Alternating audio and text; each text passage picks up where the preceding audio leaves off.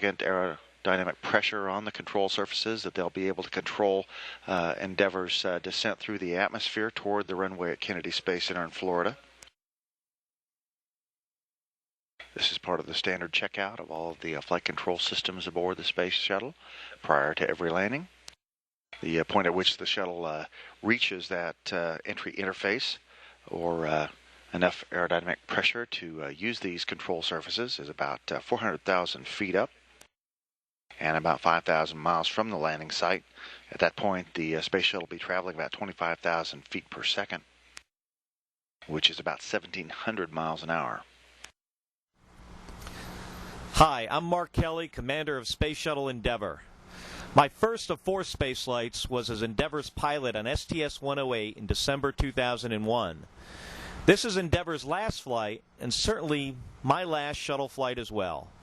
We left the station with new spare parts, supplies, and an advanced scientific instrument called the Alpha Magnetic Spectrometer. AMS is already at work gathering information that could improve our understanding of the universe. The $2 billion instrument weighs 15,000 pounds and involved a collaboration with more than 600 scientists and engineers from 60 institutions in 16 countries. This cooperation illustrates a legacy of Endeavour, the space shuttle, and the space station. The international collaboration that exploration and utilization of space has become. Endeavour is a proud name, born by a number of ships. Few were less racy but more able than explorer James Cook's Endeavour. The Endeavour Cook used on his first voyage of exploration was built to haul coal like those on which Cook had served as a merchant marine officer. It was blunt-bowed, slow, yet reliable, strong, and able to take a lot of punishment. It would survive grounding on Australia's Great Barrier Reef that would have sunk most ships of its day. In some ways, it reminds us of our own Endeavour.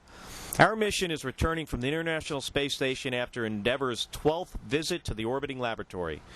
There, people from many nations have served continuously in successive crews since November of 2000, teaching and learning from one another about interactions and about how best to do things in this harsh environment. Endeavour flew the first space station assembly mission, STS-88. The first Japanese component of the space station was taken by Endeavour to the station in March 2008.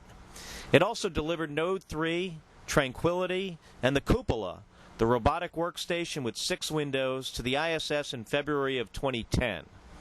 A spacecraft that was partly a collection of spare parts, Endeavour also features advanced new hardware that helped improve safety and performance of other orbiters when it was later incorporated into them. Endeavour OV-105, authorized by Congress in August 1987 as a replacement for Challenger, was named through a national competition of elementary and secondary school students.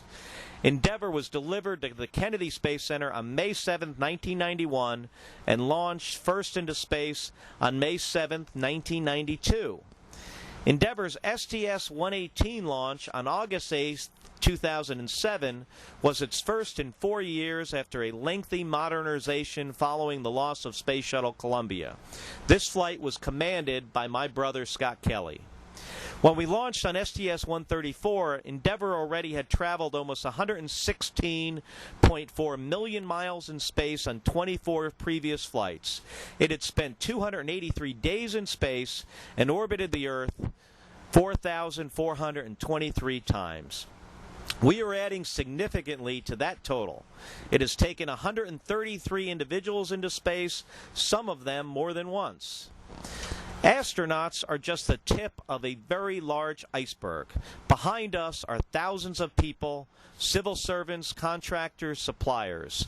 They're dedicated, hard-working folks who believe deeply in what we do.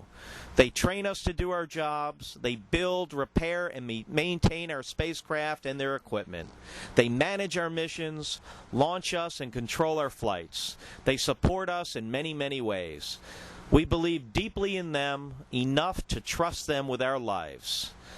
We've talked a lot about Endeavour, the space shuttle, in the past. Now that we've looked back, let's take a moment to look ahead. The retirement of Endeavour and the shuttle fleet will not end the human need to explore. It is, and always will be, part of who we are. The United States will build other spaceships, better than those of today.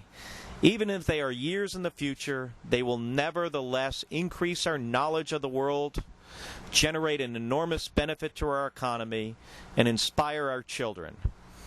We can't know when they will come about or what they will be, but perhaps one of those new vehicles of exploration will be named Endeavour, and maybe it will take humans to other planets or even more distant worlds circling other stars. It could bear a no prouder or more fitting name. Here we had just departed from the International Space